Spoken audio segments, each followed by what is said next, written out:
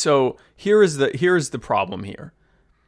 Anyone who's ever been to any kind of event, even in the happiest of conditions, when something closes, they then have some time to meander their way out and go to their cars and everything else.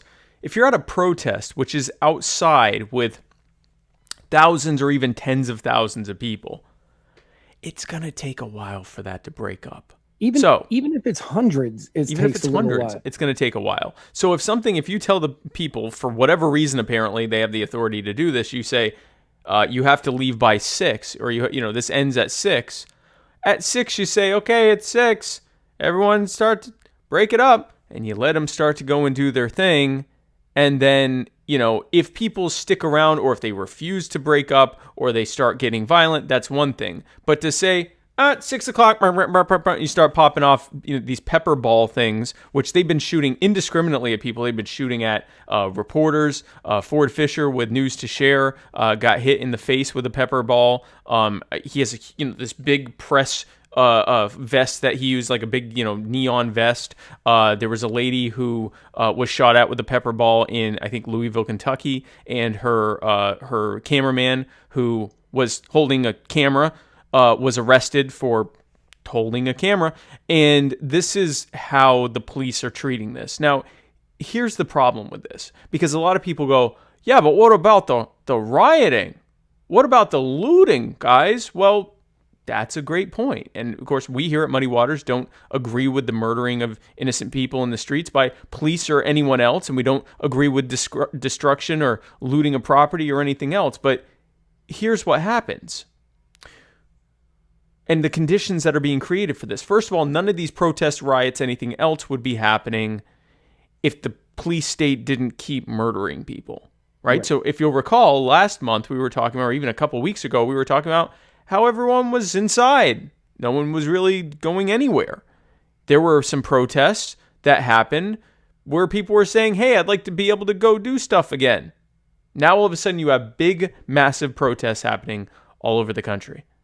It didn't happen in a vacuum. It didn't happen out of nowhere. It happened because the militarized police state kept murdering people. They murdered Breonna Taylor. They murdered George Floyd.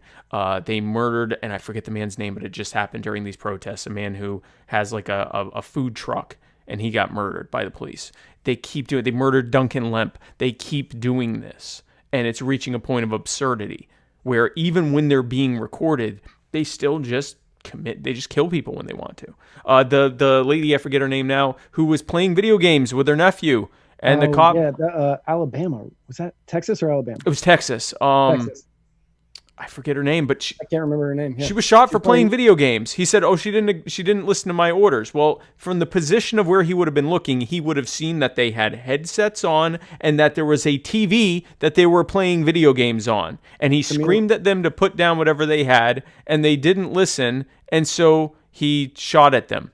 Thankfully, the nephew survived, but the lady did not. They keep doing this. So they created the conditions for these protests and riots. Here's the next thing they do.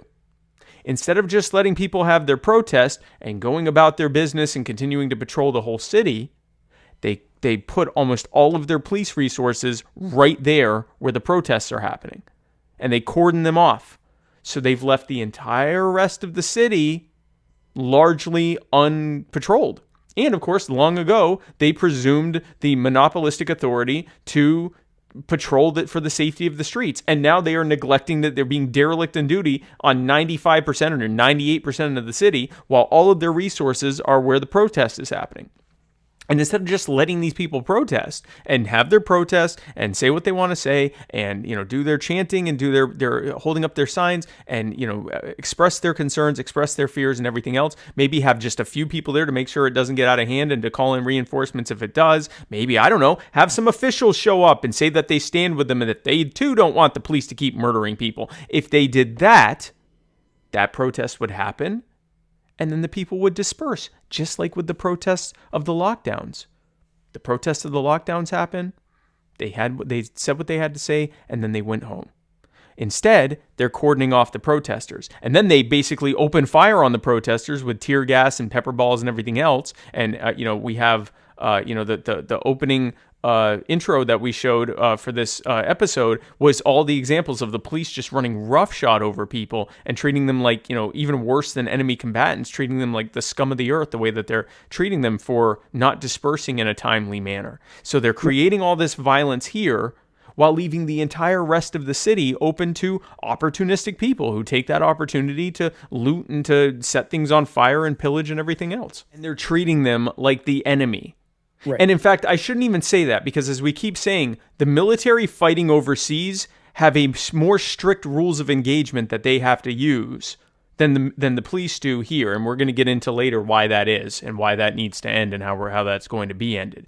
But the bottom line is that the police created the conditions for the protests, and then they create the petitions for the protests to turn into riots, and then they create the conditions for the entire rest of the city to be left unpatrolled, which allows these, looting and everything else to happen. So at every single step, the police state has created the conditions that we are living under in these areas where these things are happening.